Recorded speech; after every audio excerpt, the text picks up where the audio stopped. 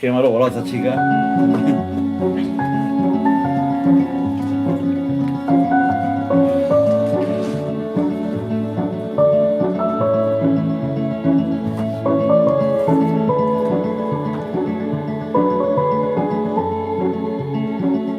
Las 12:56, estamos casi a lo que es, finalizando lo que es este 24 de octubre. Bueno, todavía nos queda, si nos da tiempo, con otra chica que realmente también nos va a hablar sobre el tema de los teatros, de lo que hay actividades tanto en Leganés como en Madrid. Marta González, buenos días, ¿cómo estás? Buenos días, Nacho. Pues muy bien, un poquito menos nerviosa que la semana pasada. Sí, ¿no? ¿Estabas nerviosa la semana pasada? Mucho, pero yo siempre me no pongo un vi, poco nerviosa, pero nervios buenos, ya lo dije y lo repito. Estupendo, pues nada, ¿qué nos traes hoy? Pues es que hoy es 24 de octubre, entonces el día era perfecto, ya que hoy es ¿Sí? el día de las bibliotecas. Es verdad. Así que, para hacer un pequeño homenaje a esas bibliotecas, quiero hablar un poco de su historia, de su origen y de cómo han llegado hasta nuestros días. Pues adelante, cuando quieras. Bueno, para empezar a hablar del Día de las Bibliotecas, y es que desde el año 1997 se conmemora hoy, día 24 de octubre, su día, el de las bibliotecas. Y es que gracias a ellas cualquier persona tiene derecho al libre acceso a la información y al entretenimiento, a la cultura, a todo lo que suponen los libros, independientemente de su economía, algo que históricamente, pues no iba a decir no siempre, pero casi nunca ha sido así.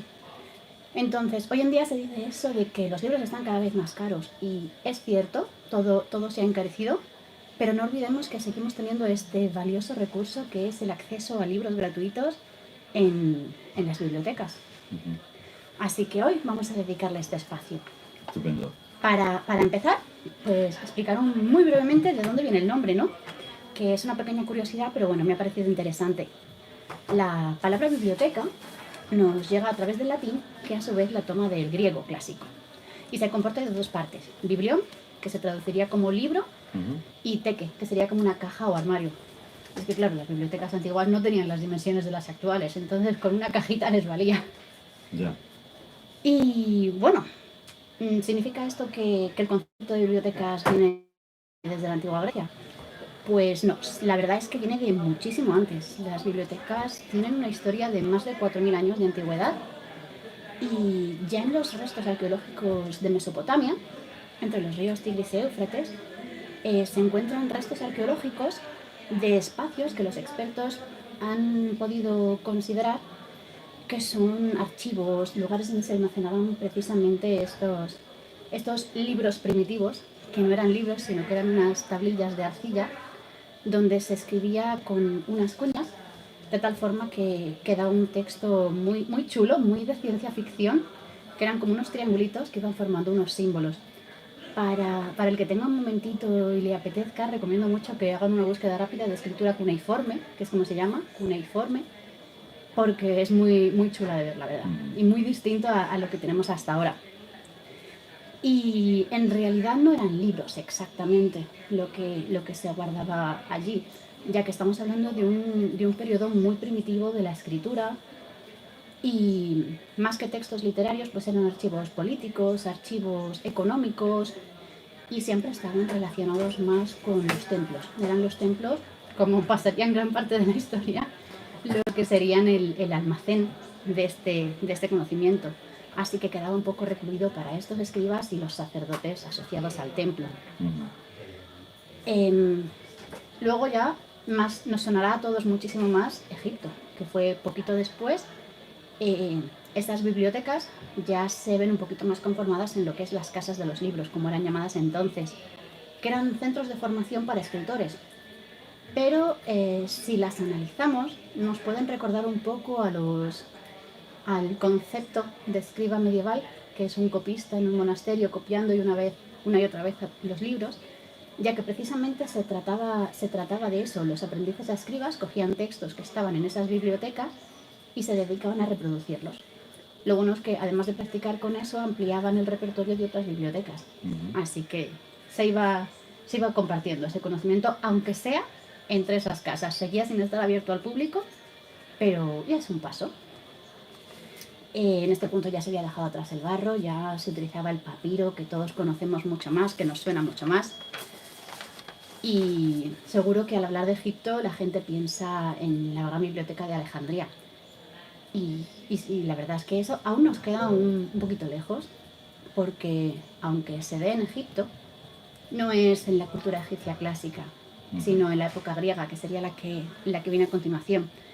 Es en el periodo griego, cuando las bibliotecas realmente alcanzan ese gran desarrollo, ese primer desarrollo, esas grandes bibliotecas como la de Alejandría.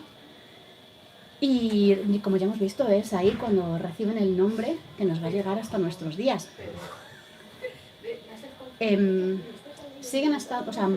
Ya no están unidas necesariamente al ámbito religioso. El ámbito religioso sigue teniendo sus propias bibliotecas, pero ya se crea otro tipo de biblioteca más laica, no exactamente pública, pero sí con un acceso a mayor número de gente, un grupo más amplio de eruditos. Cualquier persona, más o menos cualquier persona que se dedicara un poco al estudio, sí que tenía acceso a estas bibliotecas en Grecia. Y fue con Roma, ya un poquito después, vamos dando saltitos pequeñitos en la historia, pero vamos avanzando bastante.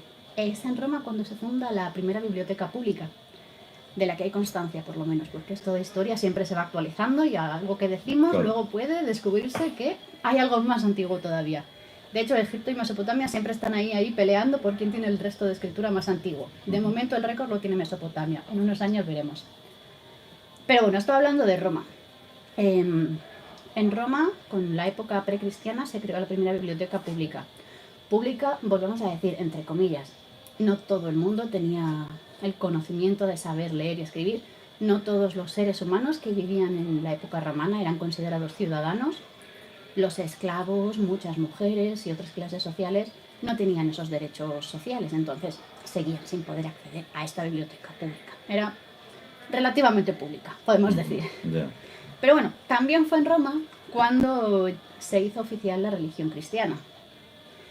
Y toda esa tendencia a la cultura y al libre conocimiento pues va a caer en decadencia, como ya sabemos. Y más aún con la caída de Roma. Aún con Roma los templos guardaban esa información, pero con la caída de Roma se da un proceso histórico de mucha inestabilidad.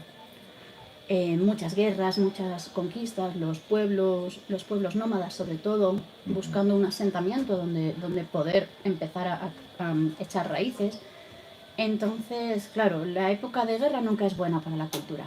Y estos libros, estas bibliotecas se empiezan otra vez a recluir, principalmente en los templos, en los monasterios, que en la Edad Media ya será lo típico, que estén exclusivamente en los monasterios y que a las culturas populares no les llegue prácticamente nada o nada más allá que no sea lo que se da en la propia iglesia, claro, pero ahí nos reducimos a un único libro. Algunos templos que son muy representativos de esta época y que son muy bonitos de visitar, si alguien quiere. Aquí en España, por ejemplo, tenemos Santo Domingo de Silos, San Millán de la Cogolla, Sahagún o Santa María de Ripoll, que aparte de ser una de las bibliotecas más antiguas que tenemos en la península, son preciosos para hacer una visita turística. Sí, yo he visto de Santo Domingo, de Silos. ¿Y qué tal? Bueno, yo soy de Burgos, entonces... Muy buena zona para precisamente hablar de todo esto. Hace mucho tiempo que no voy, pero sí. Burgos hoy en día ya no tiene la capitalidad que tenía antiguamente, pero en la Edad Media, Burgos, Valladolid, toda esa zona era un foco de luz culturalmente hablando, y quedan esos restos en la arquitectura donde mejor se puede ver. Y también un poco en el carácter de las ciudades y las zonas de por ahí. Pero bueno, ya me estoy desviando, que yo sé mucho de desviarme como me despié. Pero bueno, seguimos un poquito con la historia. Cuando la paz vuelva al territorio, ya se asienten un poco las cosas, se recuperará un poco esta tendencia de, bueno, ¿y qué pasa con la cultura? El ser humano es curioso por naturaleza. Entonces se empiezan a configurar las primeras universidades.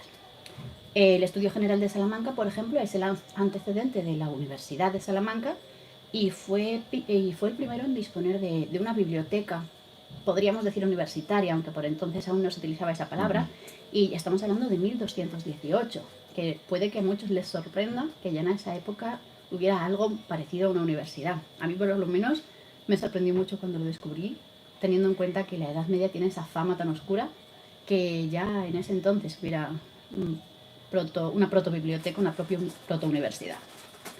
Pero bueno, también más o menos por esa época, en la Edad Media, no solo aparecen las bibliotecas universitarias, sino que también llega el gran invento para el mundo de la cultura, que es la imprenta. Y eso implica que el libro de repente se vuelve accesible para muchísimos más sectores, mucho más económico, ya que no hace falta copiarlo a mano con todo lo que se tarda, sino que en un rato puedes tener una serie de copias y esto también abarata el precio.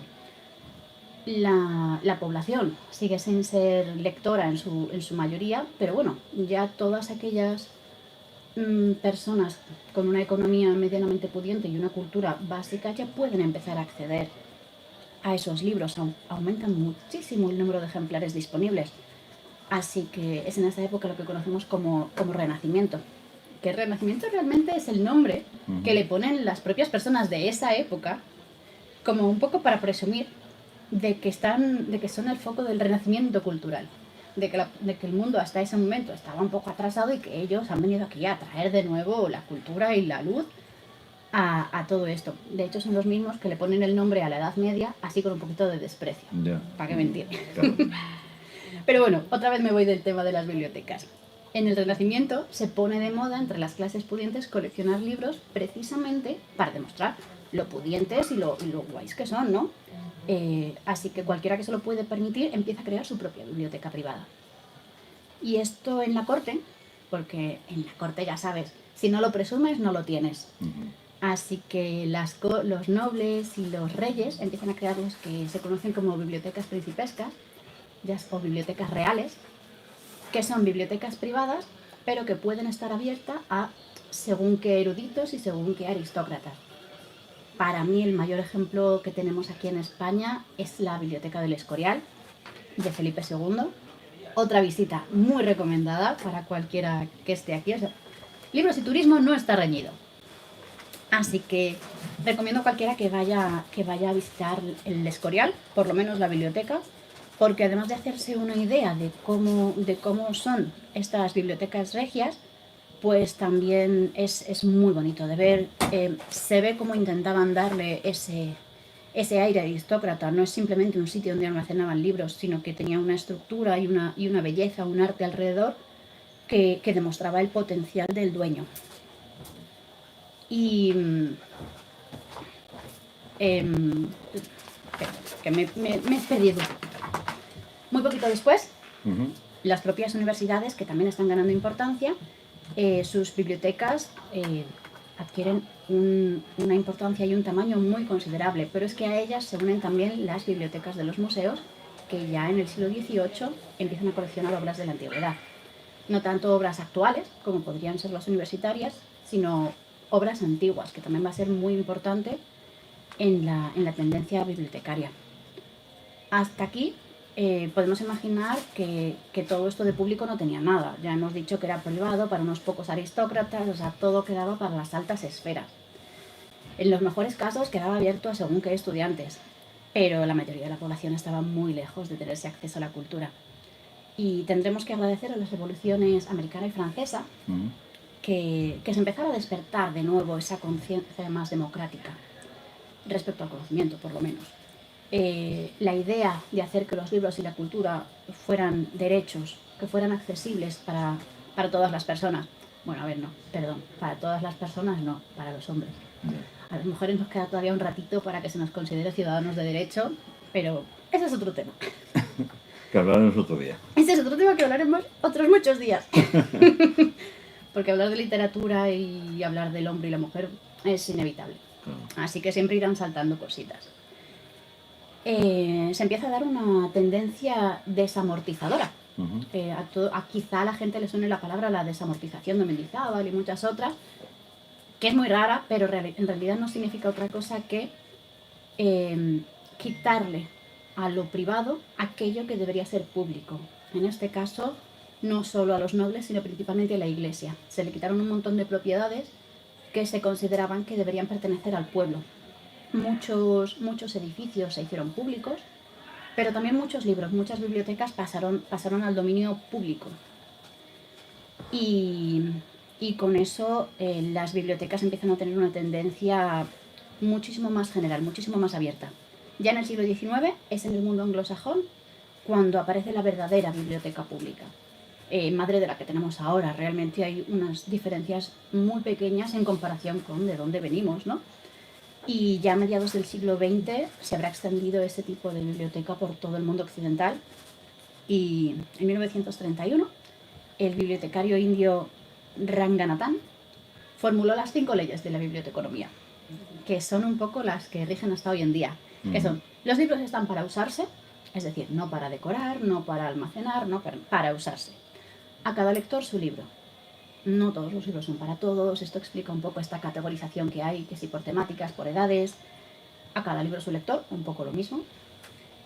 Y hay que ahorrar tiempo al lector. Esta categorización también sirve para facilitarnos el acceso y la búsqueda.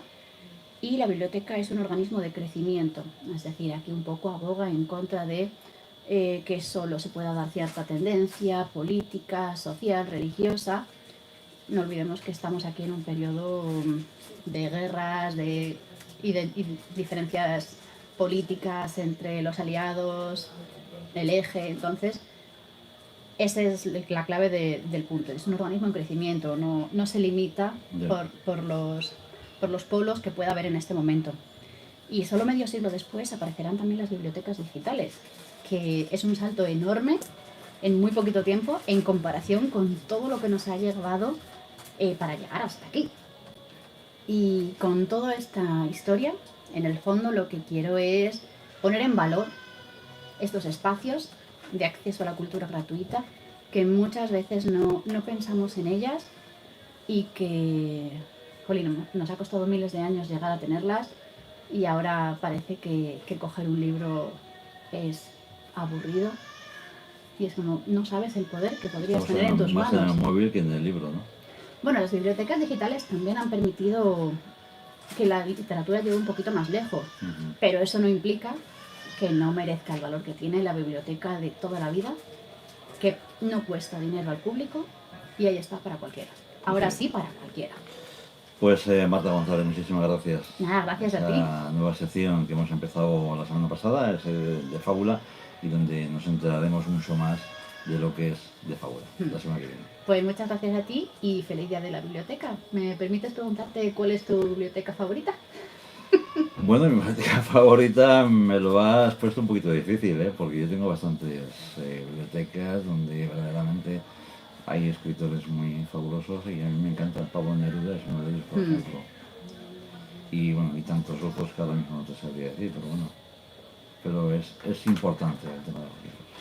Pues yo, por mencionar solo una, me voy a ir de España, porque las de España quizá las conocemos un poquito más. Si la gente tiene un ratito, que busque la biblioteca del Trinity College, Trinity College sería escrito, en Irlanda, y ya verán qué belleza de biblioteca. Qué bueno.